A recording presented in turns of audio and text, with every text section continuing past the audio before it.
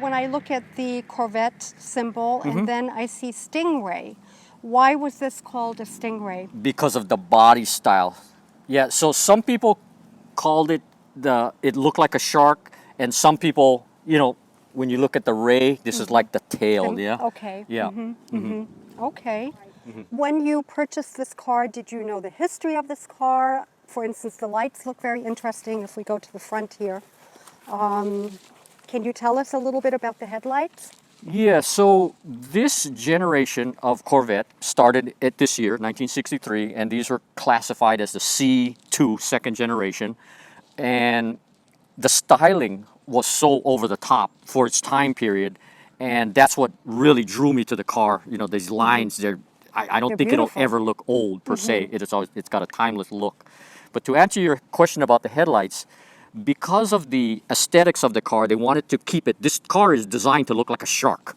You see the roof line, that they call that the backbone? That thing follows all the way through to the split window and everything. That's a unique feature. It also adds some rigidity to the roof, but it was a very aesthetic piece. So that's why they didn't want to have protruding headlights. This feature, it not only to me is aesthetically pleasing, how it contours, but it also affords you the ability to not hit yourself in the head as you're going in and out, because if this were to have extended, it really cuts in. Yes. Especially if you're taller, Let's look at the door here because you have some interesting handles. This is how you open and close the door. Open and close, okay. Yeah, and then I guess when the designers were coming up, they didn't want the conventional, Yes, the rod to stick up the... So they just came up with this rotating piece. Then they said, well, let's kind of carry the theme. So when the doors open, these are reflectors, this red area here. So, gives you a little bit of safety. And then we call this the poor man's air conditioning.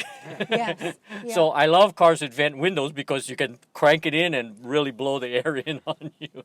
But what's also interesting when you look at this, this is almost like a teardrop. Yep. There's no trunk. Correct. So there actually is quite a bit of carrying capacity if you look. How deep it is. It is. I mean, you can fit quite a bit there. I mean, is it uncomfortable? Does it work from the back seat? Sometimes we have 3 people, but the third person sits sideways over there in the back. So Jay, can I try to sit in the trunk? Is that possible? Oh, you're more than welcome to. Yeah, be my guest. Let me do this. There you go. Okay, well, all right. This works. I even have a mouse as a companion. So now, talking about not having a trunk, I see this beautiful emblem here. I can only guess that this is the fuel filler. And does that mean the tank is right underneath here? So when Corvette engineers, were coming up with this car, they wanted to make a real race car. So there's a model called the Z06, which they still have now, but this model of the Z06 had the highest performance motor, 365 horsepower, and it had more heavy-duty suspension. It had better braking system, not disc, but they were still drum, but they were larger. And one of the interesting things they did was they put another auxiliary gas tank back there, so that's called a tanker car. Okay. So on top of being the Z06, you could get the option of putting the additional fuel tank there, which extended their runtime on the track. So guys are pulling in for fuel and they're still going. Oh my So goodness. it was brilliant. Look at the size of that How filler many net. gallons can fit in Specs. there? I want to say it's 16, but look straight down there. That's the bottom of the gas tank. Oh my goodness. You can stick your hand inside here. It's huge. And it was made. So when, I don't know how many racing programs you watch, they'll just come in with those dump bottles of fuel. So, you don't want those tiny filler net. You're like splashing it everywhere. So they just wanted to dump it in. Yeah, so in 1963, Corvette offered 1 cubic inch size. They were all 327 cubic inches, but they offered it in different horsepower and torque levels. So this particular engine was the second from the bottom, rated at 300 horse. But somebody put all the aesthetic pieces, the valve covers, the intake, the air cleaner, from the next horsepower up, so it looks like it's a 340 horse engine. It is the original block. The motor has been rebuilt because I had it completely apart, so it's been bored 40 thousandths of an inch over. So You know, it's a few cubes over. So Jay, why don't you rev up the engine? Okay, sounds good. You don't need to ask me twice.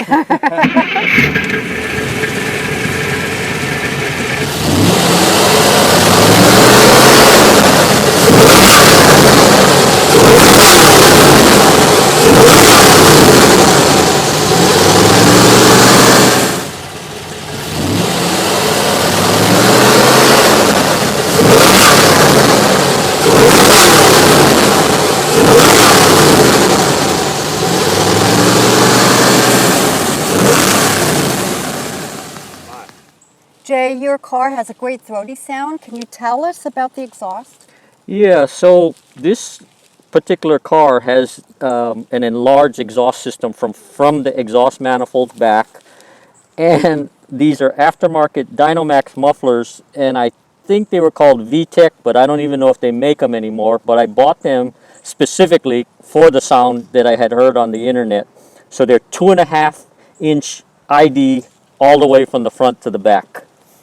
So you gain performance and the sound quality that I was looking for, which is unique, I think. So Jay, why don't we talk about the interior of the car? So this particular car actually was automatic originally. By the time I got the car, somebody had put a manual 4-speed, and then I put a manual 5-speed in. So I would have had to convert it to manual because I couldn't live with a car like this. Like this being, Because the automatic transmission that this car came with had only 2 gears, Okay. low and drive. So you know it just wasn't a sports car setup in my opinion. But yeah, this car has power windows. These knobs are for your temperature control and your vent, and these are your radio knobs. And then these 2 knobs here, I'm not sure if it was a convenience thing, why they didn't allow the passenger to open their own air vent for the air to come in, but they're both on the driver's side. The tach is driven by a cable, and this amp gauge is only rated for 40 amps. It would have blew the gauge up anyway, so I said, okay, we're going to bypass that gauge and we'll run a volt gauge just so I know if it's charging. Okay. But yeah, this was added on later. The steering wheel itself has a very nice shape. It's slender compared to steering wheels that you have in cars now. But I just love this, you know, this brush finish, the slotted holes in it. Now, how fast can you go with this car?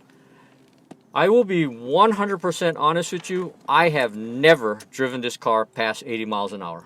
But do you think it's capable of going up to 120? I will say you be close to, you know, max or might have a little more. I'm actually afraid of high speed.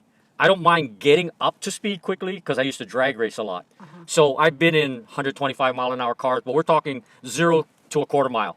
And I'm out of the gas. I'm not one of those that 3 miles down the road, I'm still flying down the road. Okay. No, that scares me. So I've accelerated in the car quickly, but I've never driven the car. I'm going to say, I no way have even reached, you know, 100, 90 maybe. Because this car has better braking, it has better tires than the car came with, I would say you could probably confidently drive at that speed, you know, and still be safe. So this particular setup is a disc brake converted from drum. I went with a brand called Willwood. So this is the caliper. These are the rotors. The wheels had to be increased in size to clear the brakes. So I went with a 5-spoke classic design in a 17-inch because I wanted to fill the wheel well up, but I wanted my sidewall to not be too tall or too short. So this was about the biggest size I could go with, which is a 225/55/17. So Jay, thank you very much for sharing this car with us. Oh, It it's was my very pleasure. interesting. Yeah, I love to share, and you know, I enjoy speaking to anybody who's interested in the car, especially you folks. So Good, and I hope you enjoy driving it for many more years to come. thank you. Yeah, Okay. I plan to. Okay, thank you. No, thank you. Okay. Take care.